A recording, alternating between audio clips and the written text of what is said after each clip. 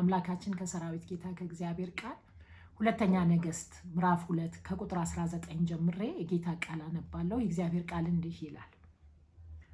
የከተማይቱም ሰዎች ኤልሳን እነሆ ጌታችን እንደምታየው የዚች ከተማ ኑሮ መልካም ነው፣ ውሃው ግን ክፉ ነው፣ ምድሪቱም ፍሬዋን ትጨነግፋለች አሉት።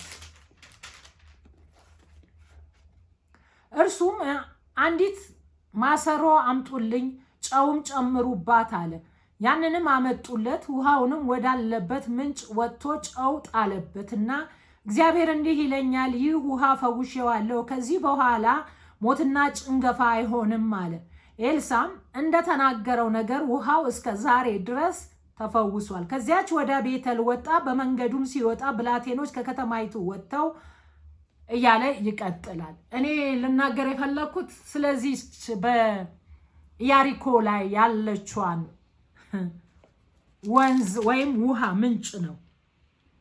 የከተማይቱም ሰዎች ኤልሳን እነሆ ጌታችን እንደምታየው የዚች ከተማ ውሃ ኑሮ መልካም ነው፣ ውሃው ግን ክፉ ነው፣ ምድሪቷን ፍሬዋ ትጨነግፋለች አሉት ይላል። የሚገርም ነው። ከዛ ደግሞ እርሱም አዲስ ማሰሮ አምጡልኝ ጨውም ጨምሩባት አለ። ያንንም አመጡለት። ውሃውም ወዳለበት ምንጭ ወጥቶ ጨው ጣለበት። እግዚአብሔር እንዲህ ይላል፣ ይህ ውሃ ፈውሼዋለሁ፣ ከዚህ በኋላ ሞትና ጭንገፋ አይሆንም አለ። ኤልሳም እንደተናገረው ነገር ውሃው እስከ ዛሬ ድረስ ተፈውሷል ይላል። ይቺ ውሃ ኢያሪኮም ላይ ነው ያለችው። በኢያሪኮም የሚኖሩ ሰዎች ኑሮ መልካም ነው አሉ። ግን ውሃው መራራ ስለሆነ ፍሬ ሁሉ ይጨነግፋል አሉት። ለምን ይሄ ውሃ ኑሮ መልካም ሆኖ ሳለ ይሄ ውሃ ለምን መራራ ሆነ? ምንድነው ሚስጥሩ ብላችሁ ስታስቡት የኢያሪኮ ቅጥር በፈረሰ ጊዜ ኢያሱ ያቺን የኢያሪኮ ቅጥር ምድር ረግሟታል። ምን ብሎ? ማንም ተነስቶ የኢያሪኮን ቅጥር ሲሰራ የመጀመሪያ ልጁ ይሙት፣ መሰረት ሲጥል መጨረሻው ሲደመድም የመጨረሻ ልጁ ይሙት ብሏል። እንዳለውም አንዱ ተነስቶ ኢያሪኮን ቅጥር ሲሰራ ልክ መሰረት ሲጥል የመጀመሪያ ልጁ ሞተ፣ ቀጠለና መደምደሚያው ላይ ሲሰራ ሁለተኛ ልጁ ሞተ ይለናል። ስለዚህ ምድሪቷ ምን ተብላለች? ተረግማለች። በማ? በእግዚአብሔር ሰው በኢያሱ። በዛ ምድር ላይ ጭንገፋ አለ። ጭንገፋው ለምን ይሆናል ሲባል ተረግማለች፣ ምድሪቷ ተረግማለች። ምክንያቱም የከተማይቱን ሰዎች ኤልሳን እነሆ ጌታችን እንደምታየው የዚች ከተማ ኑሮ መልካም ነው፣ ውሃው ግን ክፉ ነው፣ ምድሪቷ ፍሬዋን ትጨነግፋለች አሉት። እርሱም አዲስ ማሰሮ አምጡልኝ፣ ጨውም ጨምሩበት አለ። ያንን አመጡለት። ውሃውም ወዳለበት ምንጭ ወጥቶ ጣለበት። እግዚአብሔርም እንዲህ ይላል፣ ይህ ውሃ ፈውሼዋለሁ፣ ከዚህ በኋላ ሞትና ጭንገፋ አይሆንም አለ እግዚአብሔር እያለ ይናገራል። ያ ጭንገፋ ሊያስወግድ የተቀባ ሰው ያስፈልግ ነበር። ያ ጭንገፋ ሊያስወግድ የእግዚአብሔር አጀንዳና ዓላማ ያለበት ሰው ያስፈልግ ነበር፣ በዛ ምድር ማለት ነው። ለኤልሳ እግዚአብሔር ይሄን ገለጠለት። ጨው ማጣፈጫ ነው። በጊዜው ለሱ የተገለጠለት መልእክት ነው። አዲስ ማሰሮ አምጡልኝ፣ ጨው ማምጡ ያለበት በቃ በጊዜው እግዚአብሔር የሰጠው መገለጥ ነው። ዛሬ እኛ ተነስተን ቆይ የኢትዮጵያ ኑሮ እየጨነገፈ ነው፣ አዲስ ማሰሮ አምጡልኝ፣ ጨው አምጡልኝ በምድሪቷ ላይ ብጥለው ጭንገፋ ይወገዳል ማለት አንችልም። ምክንያቱም ለምን መሰላችሁ? ያ መገለጥ በጊዜው ለኤልሳ እግዚአብሔር የሰጠው ጥበብ ነው። ስለዚህ ዛሬ እኔና እናንተ ባለንበት ምድር ግን ሞት፣ ጩኸት፣ ሐዘን፣ ውካታ ሊቆም እግዚአብሔር ሌላ መገለጥ ሊሰጠን ያስፈልጋል። ያን መገለጥ ደግሞ ተቀብሎ የሚያስፈጽም የተቀባ ሰው ያስፈልገናል። የእግዚአብሔር አጀንዳ፣ የእግዚአብሔር ዓላማ ያለበት።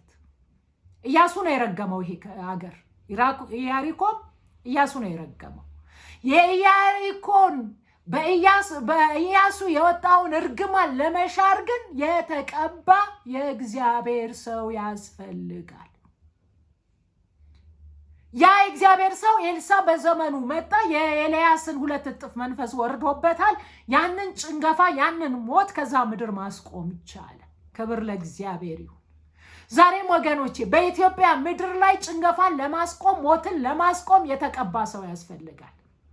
የጊዜው ሰው የእግዚአብሔር አጀንዳ ያለበት የእግዚአብሔር ዓላማ ያለበት ድህነትን ለማስቆም ሞትን ለማስቆም ረሃብ ለማስቆም ጥፋት ለማስቆም ውድቀት ለማስቆም በሽታ ለማስቆም ስደት ለማስቆም የተቀባ የእግዚአብሔር ሰው ያስፈልጋል። እግዚአብሔር የተቀባ ሰው ለምድር ሲሰጥ የምድሪቷ ፍሬ ይባረካል። እግዚአብሔር የተቀባ ሰው ለምድሪቷ ሲሰጥ የምድሪቷ ወንዞች፣ ተራሮች፣ ሸንተረሮች ይባረካሉ። ክብር ለእግዚአብሔር ይሁን። አንዳንድ ጊዜ አስባችሁ ከሆነ አንድ ቤተሰብ ላይ የአይን መታመም ይበዛል። አንዳንድ ቤተሰብ ላይ የእግር መታመም ይበዛል። አንዳንድ ቤተሰብ ላይ የስኳር ህመም ይበዛል። ለምን? አንድ የሆነ ምንጩ ላይ የተገለጠ የጨለማ ስራ አለ ማለት ነው። ቅድም ኢያሱ ያሪኮንን እንደረገማት ማለት ነው። ምክንያቱም ያቺ ምድር የተረገመች ስለነበረች ነው ምንጩ ውሃው መራራ የሆነ ጭንገፋ ያደርግ የነበረው። ልክ የተቀባ ሰው ኤልሳ ሲነሳ ግን በተሰጠው ቅባት ያንን መርገም ሽሮታል። በብዙዎች ሰዎች ህይወት አለመሳካት ከዘር ተከትሎ ይመጣል። አለመከናወን፣ የትዳር መፋታት፣ ትዳር አለመያዝ፣ የተለያየ ችግሮች በአንድ ቤተሰብ ላይ ይደጋገማል። ለምን ብለን ግን ምንጩን ፈልገን እናውቃለን? ለምንድን ነው? በዛ ቤት ውስጥ በትዳር ምክንያት የተሰራ ግፍ አለ። በጤና ምክንያት የተሰራ ግፍ አለ። በስራ ምክንያት የተሰራ ግፍ አለ። ምንጩን ልናውቀውና ያንን ምንጭ የተቀባ ሰው እንደሚያደርቀው አምነን ዛሬ ደግሞ የኢየሱስ ደም ያለበት ትውልድ ከዘሩ ላይ ያንን ምንጭ ማድረቅ ይችላል። ከዘሩ ላይ ያንን ጥፋት መመለስ ይችላል። ከዘሩ ላይ ያንን መከልከል ይችላል። ወገኖቼ አንዳንዴ በህይወታችሁ ጭንገፋ ሲበዛ በታላቅ ወንድም፣ በታናሽ እህት፣ በታናሽ ወንድም፣ ባጎት፣ ባክስት ምንድነው ብላችሁ አስባችሁ ታውቃላችሁ? እኔ ቅርብ ጊዜ ነው እግዚአብሔር አይኔን ያበራል። ስለዚህ በአንዳንድ ሰዎች ላይ ድሮ እናቴም እኮ እንዲያማት ነበር፣ ወንድሜም እኮ እንዲያመው ነበር ሲሉ ኦኬ፣ ስለዚህ አንድ ምንጭ አለ፣ ያ ምንጭ ፈልጉ ትላለሁ። እኔም ደግሞ በቤተሰቦቼ ያለው ነገር ለምን ይሄ ነገር ሆነ ብዬ መፈለግ ጀምሬያለሁ። ምክንያቱም ምንጭ አለ ማለት ነው። ተከታታይ ትውልድን የሚያጨነግፍ፣ ተከታታይ ቤተሰብን የሚገል፣ ተከታታይ ወጣቱን በሞት የሚያነሳ፣ ተከታታይ በበሽታ የሚቀጣ፣ ተከታታይ አለመሳካትን የሚያደርግ፣ ምክንያቱም አንድ ምንጭ አለ ማለት ነው። ስለዚህ ያንን ምንጭ እንድንፈልገው ያስፈልጋል። ኤልሳ በተነሳ ጊዜ ነው የዛ ምድር ጭንገፋ የቆመው። ዛሬስ በእናንተ ቤት ምን አለ? በእኔ ቤት ምን አለ? በኢትዮጵያ ምድር ላይ ምን አለ? ምንጩ ፈልገን በክርስቶስ ደም ያን ምንጭ ማድረቅ ይጠበቅብናል። በክርስቶስ ደም ያን ከርስ ማስወገድ ይጠበቅብናል። ወገኖች ያግኝተኸው ምታ ንፋስ መጎሸም አይሆንም። እነግራችኋለሁ። ደጋግሞ በኃጢአት የሚወድቅ ቤተሰብ ካላችሁ ለምን ይወድቃል? አንድ ምንጭ አለ። ደጋግሞ የሚታመም ቤተሰብ በተመሳሳይ በሽታ ካለ አንድ ምንጭ አለ።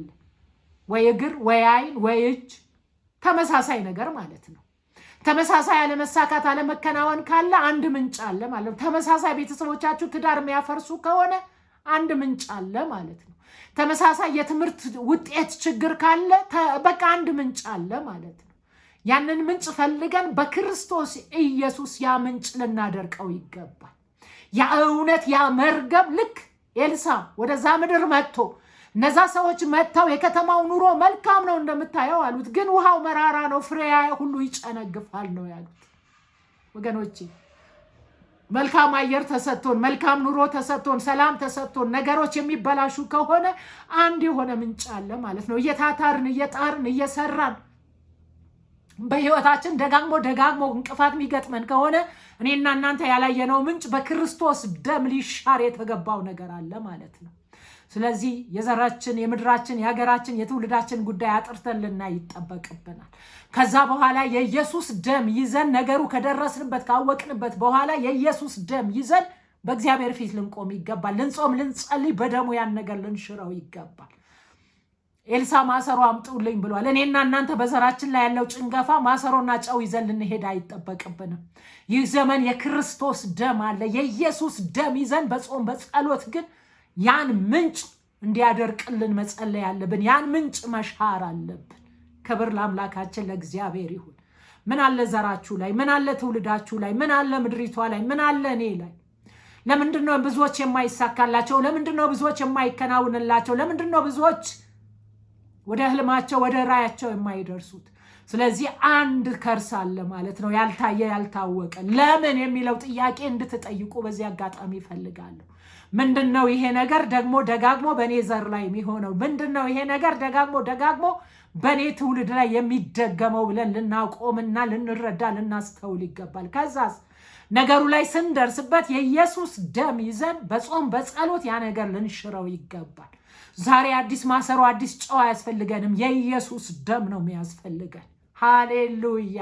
የኢየሱስ ደም የትኛውም መርገም ስለሚሽር፣ የኢየሱስ ደም የትኛውም ኃጢአት ማስወገድ ስለሚችል፣ የኢየሱስ ደም የትኛውም መከራ መጥረግ ስለሚችል፣ ክብር ለአምላካችን ለእግዚአብሔር ይሁን።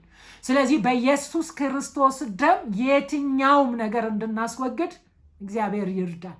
ነገሩንም በጥበብ በእውቀት መርምረን እንድንደርስበት እግዚአብሔር ጥበብ ይስጠን።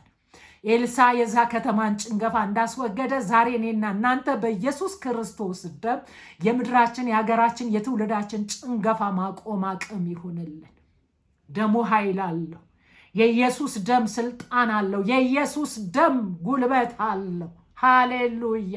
በዚህ በኢየሱስ ደም የማይወገድ መርገም፣ የማይወገድ ጭንገፋ፣ የማይነሳ የትኛውን ከርስ የለም።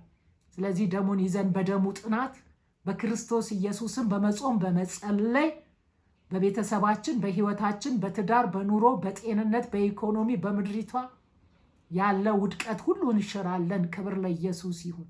ስለዚህ የኢየሱስ ደም ኃይል ስላለው በዚህ ደም የትኛው መርገም እንድናስወግድ በዚህ አጋጣሚ እናገራለሁ። ክብር ለኢየሱስ ይሁን። አብረን እንጸልይ። ሃሌሉያ! የኢየሱስ ደም ኃይል አለው። የኢየሱስ ደም አቅም አለው። የኢየሱስ ደም ጉልበት አለው። የኢየሱስ ደም የትኛውን መርገም ይሽራል። የትኛውን ጥፋት ያስወግዳል። የትኛውን ኪሳራ ይገለብጣል። ክብር ለኢየሱስ ክርስቶስ ይሁን። አባት እናመሰግናለን። ስምህ ይባረክ። መንግስት ከፍ ይበል። ማደሪያ ብዙ ምስጋና ይክበበው። እንዳንተ ያለ አምላክ እንዳንተ ያለ አቤቱ እግዚአብሔር ሆይ ጻድቅ ቅዱስ ስለሌለ ክብር ላንተ ይሁን። እኔና ምድሬ ልትረዳ፣ እኔና ህዝቤ ልትረዳ፣ እኔና ትውልዴ ልትረዳ የታመንክ አምላክ ነህ። እናመሰግንሃለን። መንግስት ለዘላለም ይባረክ። ዙፋን ለዘላለም ከፍ ይበል። ማደሪያ ብዙ ምስጋና ይክበበው። እንዳንተ ያለ አምላክ ለሰው የሚራራ በጎ ቸርነት የሚያደርግ ስለሌለ እናመሰግንሃለን። እግዚአብሔር ሆይ ጸልያለሁ ደግሞ በኢየሱስ ክርስቶስ ደም የኔን ድካም፣ የእህቴ ወንድሞቼን ድካም፣ የምድሬን ድካም፣ የአገሬን ድካም፣ የትውልዴን ድካም፣ የቤተ ክርስቲያን ድካም ይቅር እንድትል በደልና ኃጢአት እንድታስወግድ በክርስቶስ ኢየሱስ ስም ጸለይኩኝ። የትኛውም ነውር በክርስቶስ ኢየሱስ ደም ይወገድ። ፍቃድ የሌለበት፣ ሐሳብ የሌለበት፣ አጀንዳ የሌለበት፣ ምክር የሌለበት፣ አንተ የማትከብርበት፣ የማትታይበት፣ ደስ የማትሰኝበት ነውር ሁሉ አስወገድኩት። በኢየሱስ ስም ይወገድ። በኢየሱስ የደም ቃል ኪዳን አስወገድኩት። የበደል፣ የኃጢአት፣ የአመፅ፣ የርኩሰት ጉልበት ሁሉ የተወገደ ይሁን። ጌታ ሆይ በምህረትህ ከተማን፣ ገጠር፣ ሰፈር፣ መንደር፣ ትውልድን፣ ሰሜን፣ ምዕራብ፣ ምስራቅ፣ ደቡብን ይቅር እንድትለመንኩ ስለ ምህረትህ መንግስትህ ይባረክ። ዙፋን ከፍ ይበል። ደግሞ እጸልያለሁ የፊት ብርሃን በላያችን ላይ አብራ። በህዝቡ ሞገስ አስበን። ከእጅ ጨረር ይውጣ። የጠላቶቻችን እቅድ አጀንዳ የእጅ ጨረር ያገኛቸው። ክፉዎች፣ ነፍሰ ገዳዮች፣ አውሬዎች፣ ምድሪቷን የሚያጨነግፉ ትውልድን ግራ የሚያጋቡ ሁሉ ይቀጡ። በጌታ በኢየሱስ ስም የጠላት ምክር፣ አጀንዳ፣ ዓላማ፣ ተልኮ ሁሉ አፍርሻለሁ። በስም ጉልበት ይፍረስ። በጠላቶቻችን ላይ እጅህ ይክበድ። በአውሬው ላይ፣ በደጋሚው፣ በመተተኛው ላይ፣ በዚህ ዓለም ገዢ በጨለማው ሰራተኛ ላይ እጅህ ይክበድ። ከምድሬ፣ ከሀገሬ፣ ከህዝቤ፣ ከእኔ ከትውልዴ ያደረገው ኪዳን በኢየሱስ ክርስቶስ የደም ቃል ኪዳን የሱ ኪዳን ይፍረስ። ከአፈር፣ ከእንጨት፣ ከድንጋይ፣ ከውሃ፣ ከፀሐይ፣ ከጨረቃ፣ ከከዋክብት ያደረገው ኪዳን፣ ከእንስሳት ከደም ጋር ያደረገው፣ ከእህል ቁርባን ጋር ያደረገው ኪዳን በኢየሱስ የደም ቃል ኪዳን የሱ ኪዳን ይፍረስ። ፈጽሞ እጅ በኢየሱስ ስም በጠላቶቻችን ላይ ይክበድ። ጌታ መንፈስ ቅዱስ አንተ ግን በእኔና በሕዝቤ በምድሬ በአገሬ በትውልዴ ላይ ክበድ። ፍቃድህ በሰማይ እንደሆነች እንዲሁ በሕይወታችን ፈጽም። መልካሚቷ እጅ ከእያንዳንዳችን ጋር ትሁን። በብዙዎች ሕይወት ውስጥ ያለው ጭንገፋ በቤት በጓዳ በጤንነት በኢኮኖሚ ሰላም በማጣት በአእምሮ ሕመም በተለያየ መንገድ ትውልድን እየተከተለ የሚመጣ እግዚአብሔር ሆይ ምንጩ ያልታወቀ ዛሬ ግን ዓይናቸው ተከፍተው በዛ ዘር ውስጥ ያሉት ሁሉ በኢየሱስ ምንጩን አጥርተው አይተው በደምህ ቃል ኪዳን ያንን ምንጭ እንዲያደርቁት እኔ ጸልያለሁ። ለትውልድ ጥበብ እንድትሰጥ፣ እውቀት እንድትሰጥ፣ ማስተዋል እንድትሰጥ ወደ ኋላ ተመልሰው በዘሬ በትውልዴ ላይ ያለው ነገር ምንድነው ብለው ማየት እንዲችሉ ዓይናቸው እንድትከፍት በጌታ በኢየሱስ ስም እንድትረዳ ትውልድን እንድታግዝ ለመንኩ። ታሪክን እየያዘ ዘርን እየቆጠረ የምድሪቷን ጭንገፋን የሚያደርግ የምድሪቷን መመከንን የሚያደርግ ለትውልድ ስኬት ክንውንን እረፍትን ሰላምን የሚከለክል ያ ምንጭ እንዲገለጥ ምንጩ ደግሞ በአንተ በኢየሱስ ክርስቶስ የደም ቃል ኪዳን እንዲደርቅ እኔ ጸለይኩኝ። እባክህ ለትውልዴ ጥበብ ስጥ፣ እውቀት ስጥ፣ ማስተዋል ስጥ። ተደጋግሞ በቤተሰብ የሚከሰት ክስተት ተደጋግሞ በምድር ላይ የሚሆን የትኛውም ነገር ምንጩ ተፈልጎ ተገኝቶ በደም ቃል ኪዳን የሱ ኪዳን እንዲፈርስ እኔ ጸለይኩኝ። ምድሬን ሀገሬን እንድትፈውስ፣ ህዝቤን እንድትፈውስ፣ ከተማን ገጠር እንድትፈውስ፣ ትውልድን እንድትፈውስ፣ ከተማን እንድትፈውስ፣ መንደር ሰፈር እንድትፈውስ በኢየሱስ ስም ለመንኩ። በሽታት ከዘር እግዚአብሔር የካንሰር የኩላሊት የሳምባ የተለያየ ነገር ዘርን እየቆጠረ የመጣ ትውልድን የሚስሱ ከርስ ነው። በኢየሱስ ክርስቶስ ምንጩ እንዲደርቅ ጸለይኩኝ። የደዌ ጉልበት ከህዝቤ ላይ እንዲመታ፣ የበሽታ ምንጭ ከህዝቤ ላይ እንዲደርቅ፣ የሐዘን ምንጭ እንዲደርቅ፣ የመከራ ምንጭ እንዲደርቅ፣ ብዙዎች ከበሽታ ነፃ እንዲወጡ እንዲፈወሱ፣ ሰውነታቸው ድና እንድትቀር በኢየሱስ ስም ጸለይኩኝ። አባ በክርስቶስ ኢየሱስም አሁን ያልጋ ቁራኞችን እንድትፈውስ ተነስ ብለህ እንድታስነሳቸው ተነስተውም እንዲመላለሱ አቤቱ አልጋው ለቀው በጤና መንደር እንዲሆኑ ጸለይኩ። ክኔና መርፌ እንዲያበቀፈው ሰውነታቸው ድና እንድትቀር ወደ ሆስፒታል መሄድ ያልቻሉ በተለያየ ህመም ውስጥ ያሉ ሁሉ እንድትፈውስ እንድታድን፣ ሕፃናትን እንድትፈውስ፣ ጎልማሶች፣ ወጣቶች፣ አዛውንቶች፣ አባት እናቶች እንድትፈውስ ለመንኩ። በልጆቻቸው ህመም የሚሰቃዩ ወላጆች እንድትረዳቸው፣ በኦቲዝም በተለያየ መከራ ያሉት ልጆች እንድታድን፣ ለአንተ ሁሉ ቀላል ነው። በጌታ በኢየሱስ ስም እንድትፈውሳቸው ለመንኩ። እጅ በታላቅ ክብር ይገለጥ፣ ምሕረት በታላቅ ክብር ይገለጥ።